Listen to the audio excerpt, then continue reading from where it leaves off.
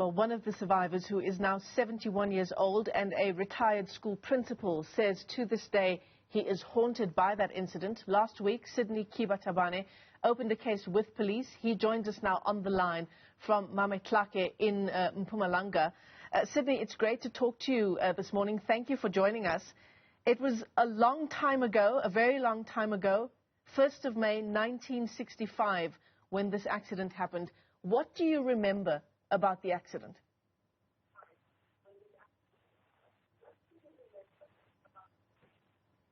Well, what I could recall was a total destructiveness and a really tragical atmosphere which prevailed in the midst of us that day. And once more again, nothing has ever happened thereafter. Even our parents, they have never had the chance to retell us about that. And ultimately, when I see years going, and to an extent that now I just decided to invoke this case again.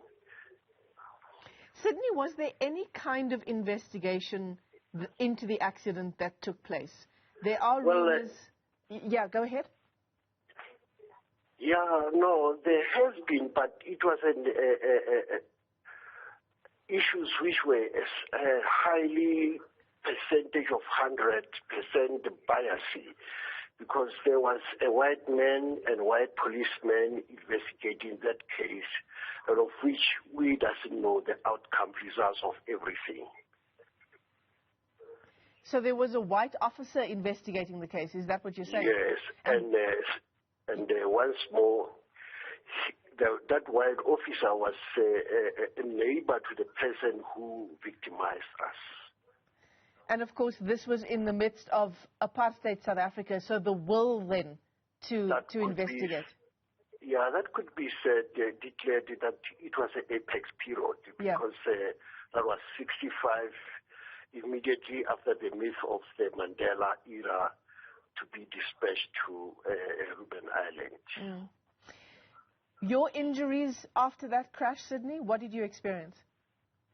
Through the injury I sustained in that period, I have to stay at the Bela Hospital.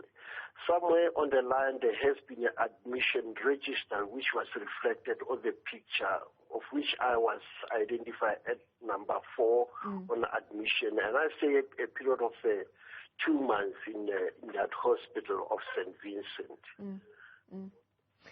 Let's bring it back to today and this plea now from survivors of this crash that investigations now get underway, that there is justice finally all these years later.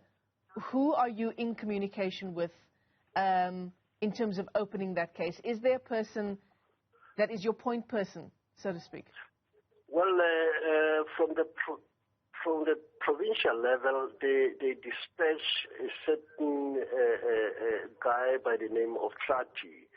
He's a commander-in-chief of Mpumalanga provincial police, subs, and he came to interview us about this so as to, to sketch up the information of this event.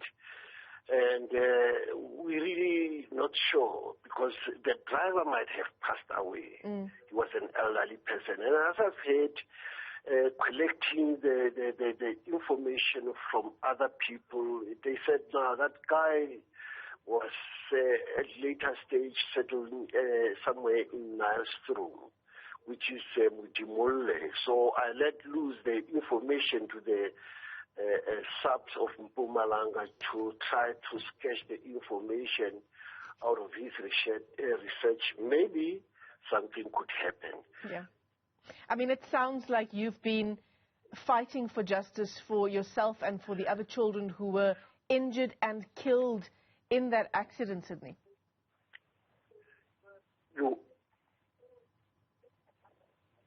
Yes, you are very much correct, because I started to invite all other people who were injured, try to get nap of the information, so as we composed a forum which I was a chairperson of, spearheading the forum in that nature that recollected information, but from their deep-rooted opinion, these are the destitute people now, meaning that they can't even afford the medication. And in most cases, the eclipse of their ideological thinking is on a point of compensation by the state, despite we doesn't know. I think now the bottom line after the investigation of this officer, he is there to come back to us and say, here is a package from the government. That era of investigating should go and accommodate the interest of those people who has, downtrodden for a lot of period, and even they are very much feeling very much painful over that. Yeah. Looking for justice 56 years after an accident that left 9 pupils dead and 18 others injured. Sydney Kiba Tabane, thanks very much for your time this morning.